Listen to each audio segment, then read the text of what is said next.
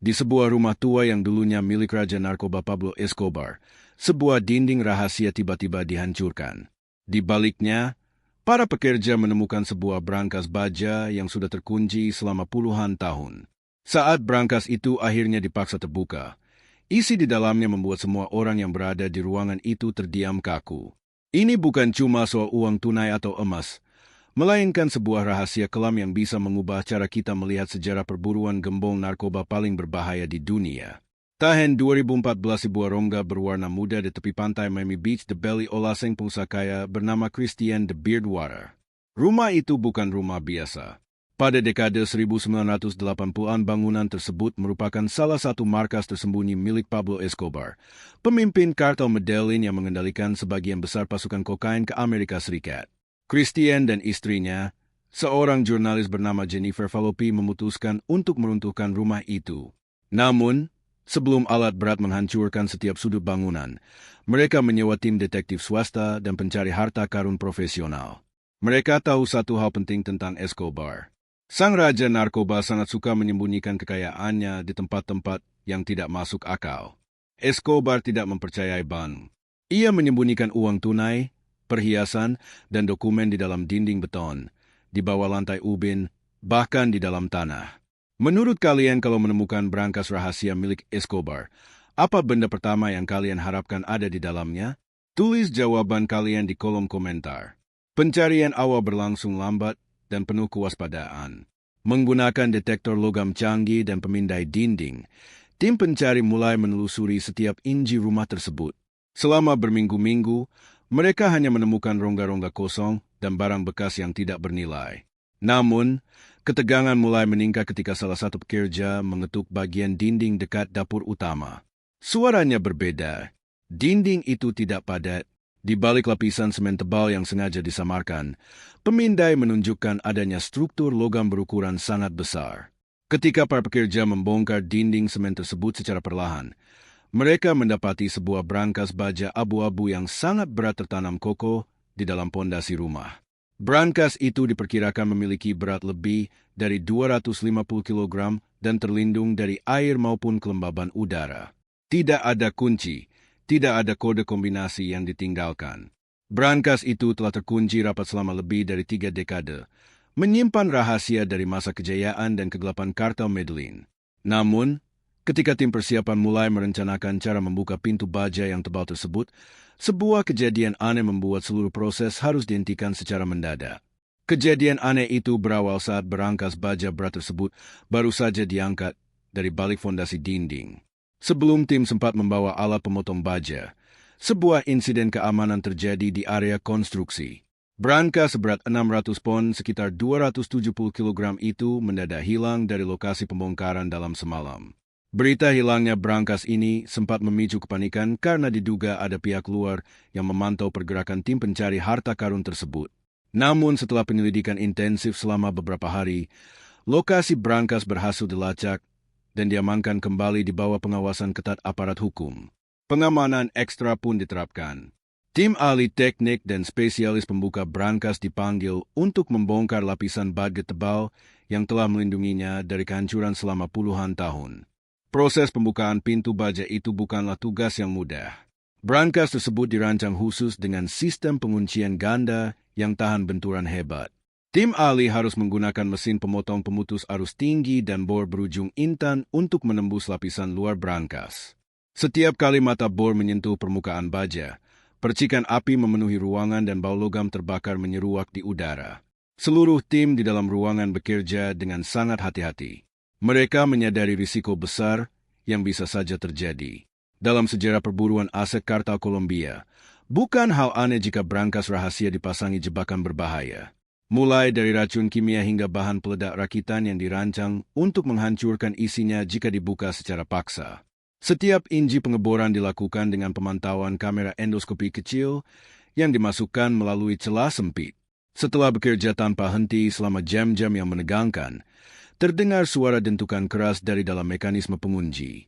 Pintu baja raksasa itu akhirnya menyerah dan bergeser beberapa milimeter. Ketika pintu brankas perlahan ditarik keluar, udara dingin dan berbau apak dari masa lalu menyembur keluar dari dalam brankas. Semua orang yang hadir menahan napas.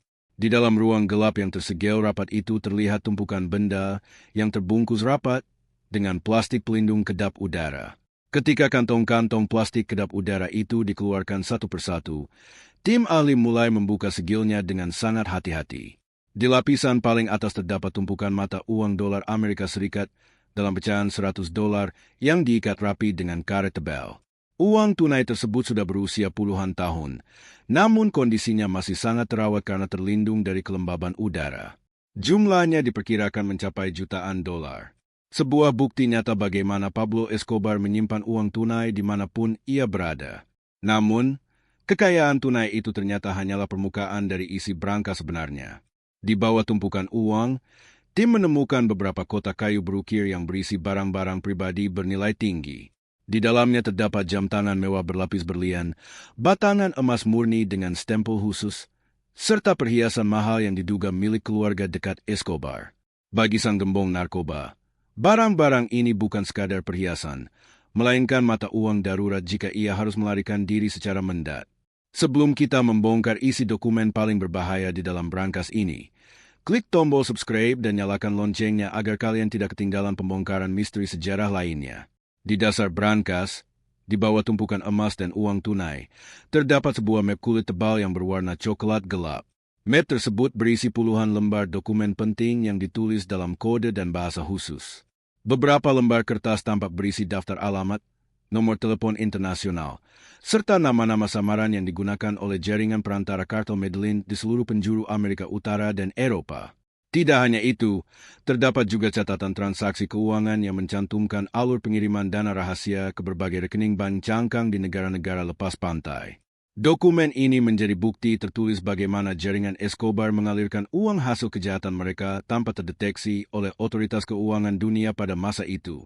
Saat para peneliti memeriksa salah satu berkas di bagian paling belakang map kulit tersebut, mereka menemukan sesuatu yang jauh lebih mengejutkan daripada sekadar angka-angka keuangan.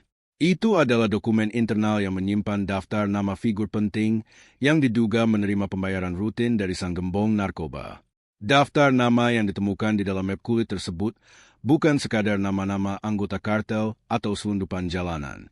Di sana tertera inisial dan kode wilayah yang merujuk pada oknum pejabat publik, aparat penegak hukum hingga pengusaha terpandang di berbagai negara pada dekade 1980-an. Dokumen ini menjadi bukti otentik bagaimana Pablo Escobar menggunakan strategi terkenal bernama plata o plomo uang atau timah panas. Siapapun yang menolak suap uang tunai jutaan dolar akan menghadapi ancaman pembunuhan. Penemuan ini mengungkap sisi gelap dari imperium bisnis Escobar yang selama ini hanya menjadi spekulasi. Kartel Medellin tidak hanya mengandalkan jalur penyelundupan yang canggih, tetapi juga membeli pengaruh di tingkat tertinggi untuk memastikan operasi mereka berjalan tanpa hambatan. Setiap lembar catatan keuangan di dalam brankas memperlihatkan rincian alokasi dana khusus yang disiapkan setiap bulan, hanya untuk menjaga sistem perlindungan rahasia ini tetap berjalan. Di luar catatan dana pelicin, dokumen tersebut juga menyimpan rincian logistik yang sangat mendalam. Terdaftar koordinat titik koordinat geografis di wilayah terpencil Kolombia dan Florida yang digunakan sebagai landasan pacu rahasia untuk pesawat-pesawat pembawa barang haram. Bahkan terdapat pula peta buatan tangan yang menandai titik-titik penyembunyian aset lainnya yang belum pernah tersentuh oleh pihak berwenang. Para ilmuwan dan sejarawan yang meneliti dokumen ini menyadari satu hal penting.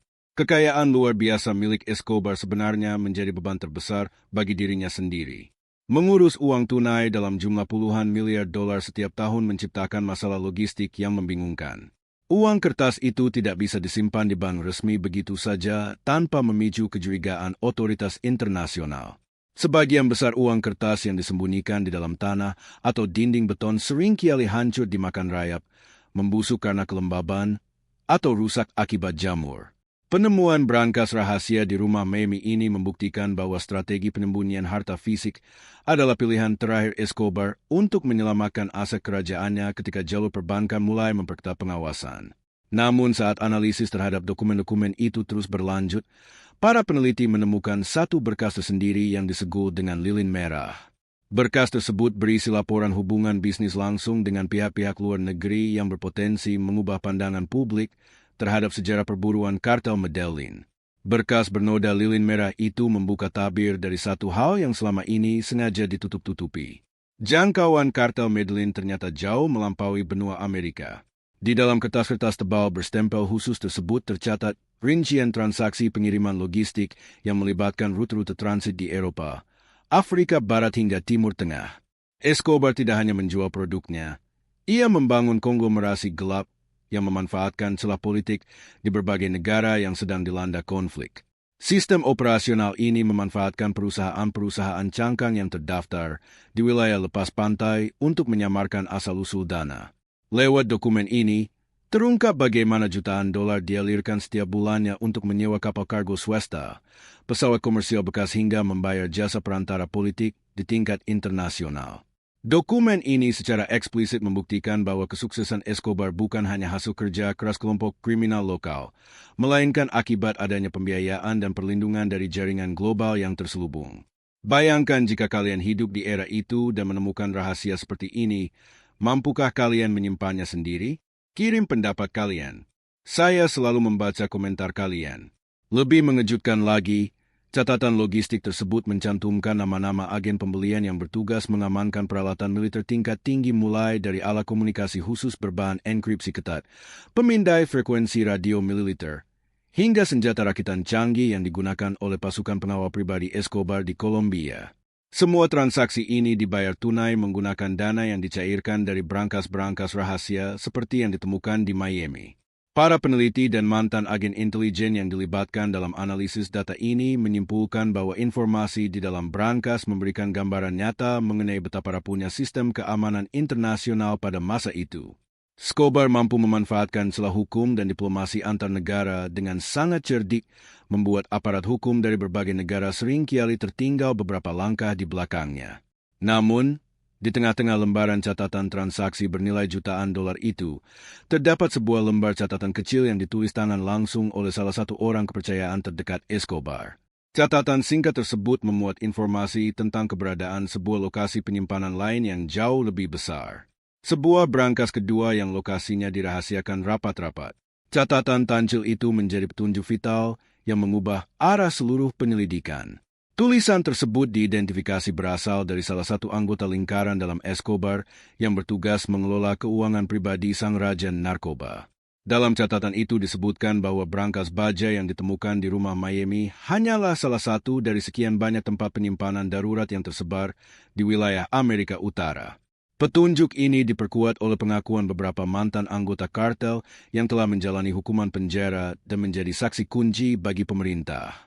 Mereka mengungkapkan bahwa sebelum kematiannya pada tahun 1993, Pablo Escobar telah memerintahkan pembangunan puluhan tempat perlindungan subterane dan brankas tersembunyi di berbagai properti rahasia.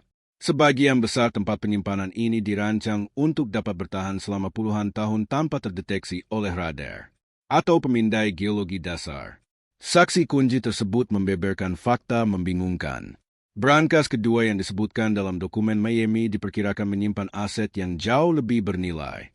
Tempat itu bukan hanya menyimpan tunai dan barang berharga, melainkan arsip rekaman suara dan foto-foto dokumentasi kompromat yang digunakan Escobar untuk memeras lawan politik serta pejabat tinggi agar tidak mengganggu jalur bisnisnya. Kabar tentang adanya brankas kedua ini memicu perburuan baru di kalangan pemburu harta karun dan peneliti sejarah. Beberapa lokasi properti bekas milik kartel di Kolombia, Karibia, dan kawasan Amerika Serikat mulai dipetakan ulang menggunakan teknologi lidar dan pemindai tanah canggih. Banyak pihak menyadari bahwa bagian dari warisan kekayaan Escobar mungkin masih tertanam rapat di bawah tanah, menunggu untuk ditemukan. Namun pencarian harta karun ini tidak pernah menjadi tugas yang aman. Banyak properti tua yang pernah terhubung dengan kartel Medellin telah berganti kepemilikan atau dijaga ketat oleh kelompok-kelompok tertentu yang tidak ingin masa lalu itu dibongkar kembali. Setiap usaha untuk menggali lokasi baru selalu dibayangi oleh risiko keamanan dan ancaman hukum yang serius. Meskipun begitu, fakta-fakta yang berhasil diungkap dari berangkas pertama di Miami telah memberikan gambaran utuh tentang sejauh mana dominasi Escobar pernah mencengkeram dunia. Kini perhatian tertuju pada pertanyaan terbesar. Apa kebenaran hakiki yang bisa dipetik dari kehancuran imperium kekayaan yang dibangun di atas penderitaan dan darah ini? Pembukaan brankas rahasia di rumah Pink Miami akhirnya memberikan jawaban atas salah satu teka-teki terbesar dalam sejarah kejahatan modern. Selama bertahun-tahun, dunia percaya bahwa sebagian besar kekayaan Pablo Escobar lenyap tanpa jejak setelah kematiannya di atap rumah Medellin pada tahun 1993. Namun, temuan ini membuktikan fakta sebaliknya. Aset-aset tersebut tidak benar-benar hilang, melainkan terkunci rapat di balik beton dan baja. Menjadi saksi bisu dari sebuah kejayaan yang dibangun di atas kehancuran. Semua tumpukan uang tunai, batangan emas, dan dokumen rahasia yang ditemukan di dalam brankas menunjukkan betapa besarnya skala operasi kartel Medellin. Namun pada akhirnya kekayaan senilai puluhan miliar dolar itu tidak sanggup menyelamatkan nyawa sang gembong narkoba. Escobar menghabiskan tahun-tahun terakhir hidupnya dalam ketakutan. Berlari dari satu rumah sembunyi ke rumah sembunyi lainnya, tanpa pernah bisa menikmati harta yang ia sembunyikan di dalam dinding-dinding beton tersebut. Dokumen-dokumen yang ditemukan kini telah diserahkan kepada pihak berwenang dan tim peneliti sejarah untuk dianalisis lebih dalam. Informasi di dalamnya membantu menutup celah-celah kosong dalam catatan sejarah perburuan kartel sekaligus memberikan keadilan bagi sejarah yang selama ini ditutupi oleh propaganda dan kebohongan. Properti tempat brankas itu ditemukan kini telah rata dengan tanah menandai berakhirnya era kelam salah satu simbol kejahatan terbesarnya. Pelajaran paling berharga dari kisah ini bukanlah tentang seberapa banyak harta yang disembunyikan Escobar, melainkan fakta bahwa tidak ada imperium kejahatan yang bisa bertahan selamanya. Uang tunai jutaan dolar yang membusuk di balik tembok tebal menjadi pengingat nyata bahwa kekayaan yang didapat dari penderitaan jutaan orang pada akhirnya hanya menjadi tumpukan kertas tak berguna yang terkubur bersama waktu. Rahasia Escobar ini hanyalah awal. Jika kalian ingin tahu bagaimana aset senilai puluhan miliar dolar milik kartel Medellin disembunyikan di seluruh dunia, klik video yang muncul di layar sekarang.